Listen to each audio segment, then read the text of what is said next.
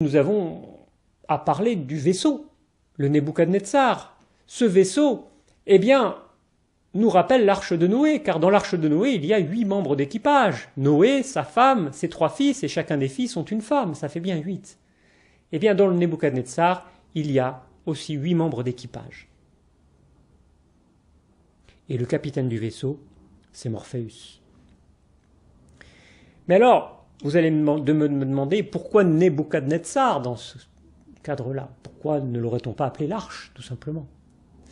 Parce que le Nebuchadnezzar permet aux frères Wachowski de renvoyer encore à un autre cliché de l'Ancien Testament, à ce fameux Nebuchadnezzar qu'on appelle, avec la transcription latine, Nabuchodonosor, c'est-à-dire à ce roi de Babylone, qui a détruit en moins 586 la ville de Jérusalem et le temple de Jérusalem pour emmener en captivité les Juifs à Babylone pendant 70 ans.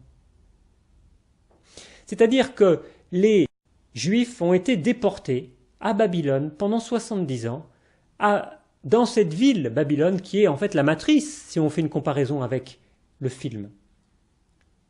Et le rôle des personnages de Matrice, c'est de revenir à cette terre de Sion, à Jérusalem, pour reconstruire, comme le feront plus tard, par un décret du roi Cyrus, Esdras et Néhémie, lorsqu'ils sortiront de Babylone avec le peuple pour reconstruire les murailles de Jérusalem et le temple.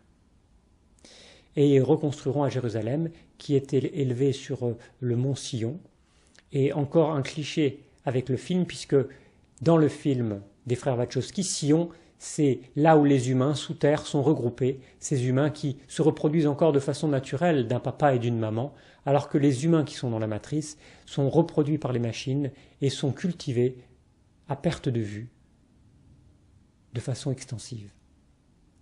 Nous avons donc là un double cliché, et nous comprenons pourquoi ce vaisseau s'appelle Nebuchadnezzar, parce que c'est le vaisseau qui permet de sortir des 70 années d'exil et de captivité pour être libéré et être débranché de la matrice babylonienne.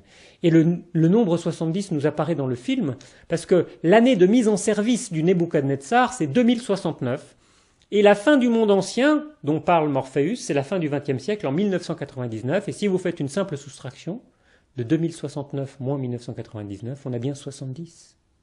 Et ce n'est pas une coïncidence. C'était voulu par les frères Wachowski.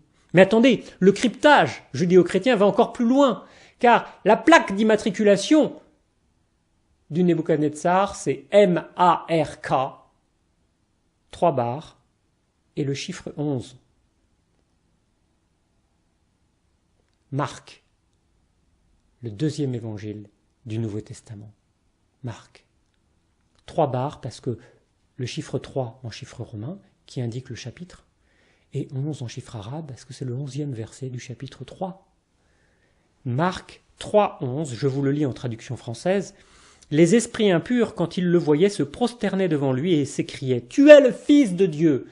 Les frères Wachowski vous font prendre conscience que par la plaque d'immatriculation du Nebuchadnezzar, il y a un renvoi entre les esprits impurs des démons que Jésus exorcisait et les sentinelles, ces machines tentaculaires qui viennent assaillir le Nebuchadnezzar pour entrer à l'intérieur, parce qu'elles savent, ces machines, que se trouve l'élu, le 9e membre d'équipage, l'élu, Néo, et elles reconnaissent que c'est lui le sauveur, celui qui va détruire leur pouvoir matriciel. Et elles le craignent, bien sûr.